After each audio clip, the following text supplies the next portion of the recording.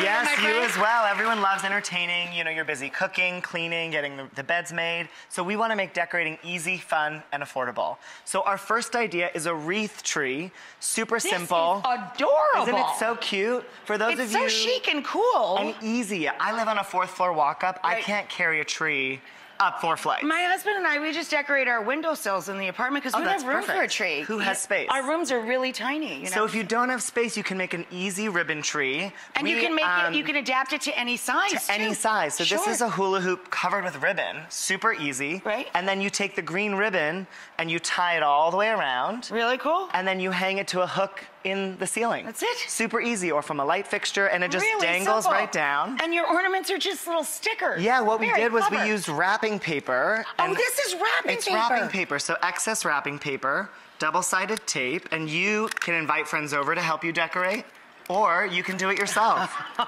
Super easy. That's okay. Yeah. Good job, Jove.